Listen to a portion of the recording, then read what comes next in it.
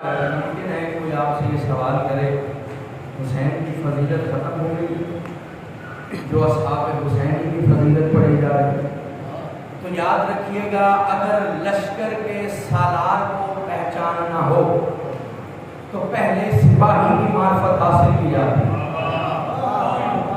سپاہی کا پتہ ہوگا تو سالار تک جایا جائے، اور سالار کا پتہ ہوگا تو امیر لشکر تک پہنچا جائے۔ جسے سپاہی کا نہیں پتا اسے کیا پتا سالار عباس کیا ہے، اور جو عباس تک نہیں پہنچا پھر اسے کیا پتا کہ حسین کیا ہے۔ پروردگار عالم سورہ توبہ میں آیت کا نشان ہے 42 ایک واقعے کا تذکرہ کر رہا۔ جلال الدین سیوطی صاحب تفسیر در منصور، انہوں نے اس آیت کا جو ترجمہ کیا ہے وہ میں آپ کی خدمت میں بیان کرنے لگا ہوں۔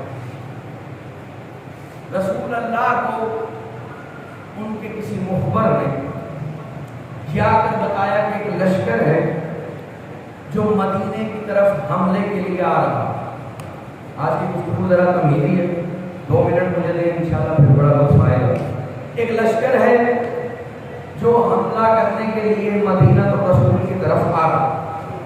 جب یہ خبر رسول تک پہنچی، اصحاب کا جمع غفیر موجود، رسول نے اپنے صحابہ کی طرف دیکھ کے کہا اب کوئی گھر نہیں جائے، سب ہتھیار لیں اور یہیں سے میدان کی طرف چلے۔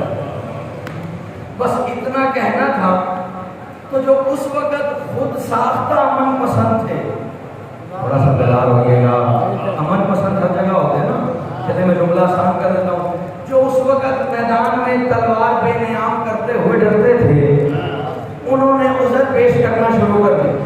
یا رسول اللہ، بیوی بچے گھر میں اکیلے، والد بیمار ہے، والدہ بیمار ہے، ایک ہر کوئی آتا گیا اپنا اپنا عذر دیتا گیا۔ اس سے پہلے کہ مصطفیٰ کچھ کہہ دے، خدا نے سورہ توبہ کی آیت میں لو کانا ارضاً قریباً وسفراً قاصداً، حبیب اگر سفر قریب کا ہوتا اور مال غنیمت ملنا ہوتا تو یہ کبھی بہانہ نہ بناتے۔ اگر سفر قریب کا ہوتا، مال غنیمت ملنا ہوتا تو یہ کبھی بہانہ نہ بناتے۔ سفر دور کا ہے، مال غنیمت ملنا نہیں ہے، اس لیے ان کے دلوں کی شقاوت انہیں روک رہی ہے، اور انہوں نے رکنے کا اعتراض کرنے کے بعد، سب نے اپنا اپنا بہانہ بتانے کے بعد خود کو ہلاکت میں مبتلا کر لیا۔ میں بات آسان کروں، انہوں نے جانے سے انکار کیا تو خود کو ہلاکت میں مبتلا کر لیا۔ قرآن ہے، اس کا مطلب میدان میں جانا ہلاکت نہیں، میدان سے بھاگ جانا ہلاکت ہے۔ میدان میں جانا ہلاکت نہیں، میدان سے بھاگ جانا ہلاکت۔ جلال الدین سیوطی نے یہ ترجمہ کیا، حبیب اگر سفر قریب کا ہوگا۔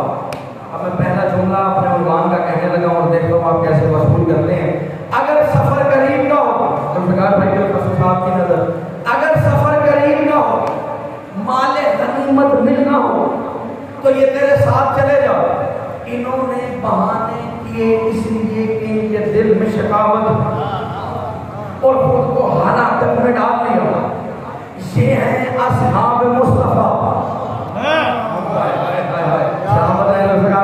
یہ ہے اصحاب مصطفیٰ۔ آسان کرتا ہوں، مصطفیٰ کہتے رہے مدینے پہ لشکر حملہ کرنے آ رہا، یہ بہانے بناتے رہے، خدا نے آیت بھیجی کیونکہ سفر دور کا ہے، مال غنیمت ملنا نہیں، اس لیے یہ کترا رہے ہیں۔ میں قربان جاؤں اصحاب حسین پر، حسین کہتے رہے سفر بھی دور کا ہے، مال غنیمت ملنا بھی نہیں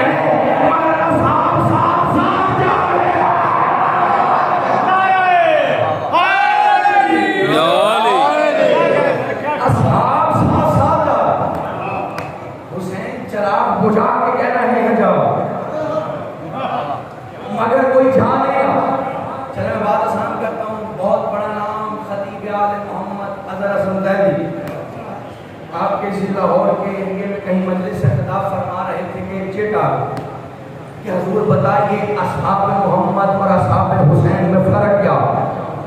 خدا کی قسم سمندر کو کوزے میں بند کیا، تاریخ کو جملے میں پھرو دیا. انہوں نے کہا بس اتنا سا فرق ہے، آؤ اور جاؤ.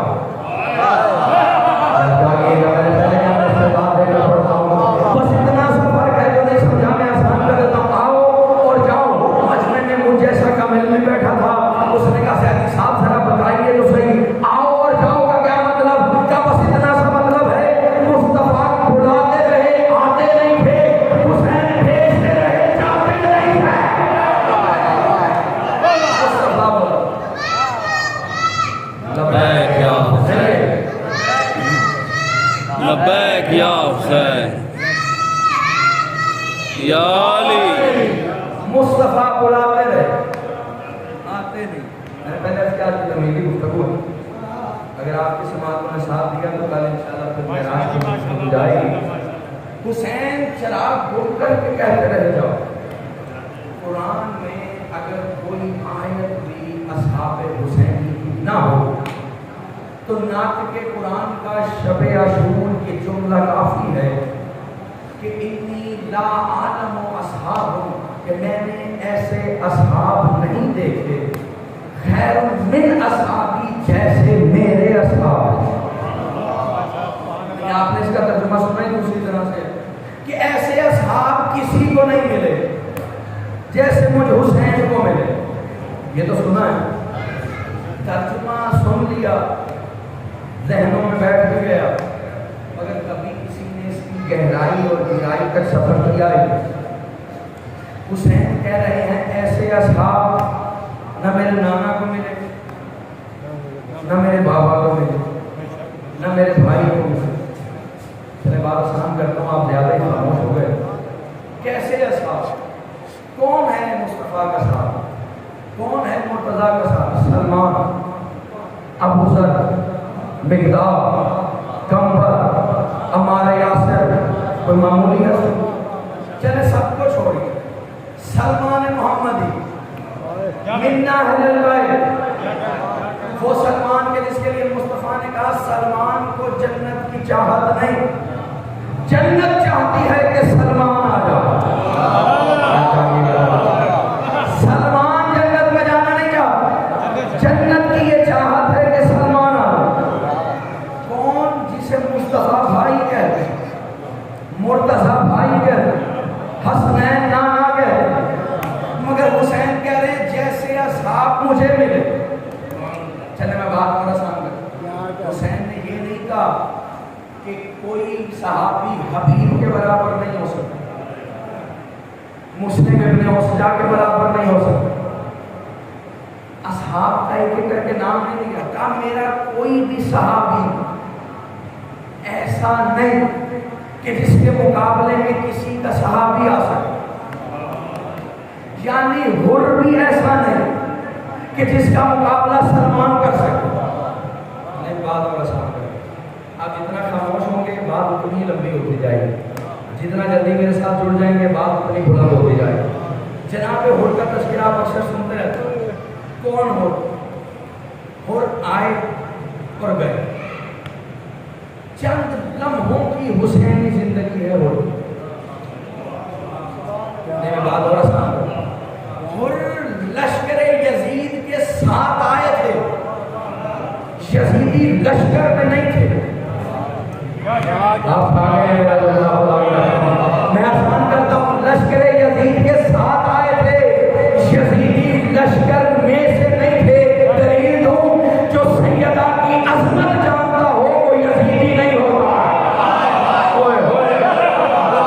جو سیدہ کی عظمت جانتا ہو، میں اور آسان کرتا ہوں، جب حسین کے مرتجز کی لجا پکڑی، حسین نے کہا ہو تیری ماں تیرے غم میں روئے. پلٹ کے ہو نے کیا کہا، آپ کی ماں سیدہ ہے، میں کچھ کہہ نہیں سکتا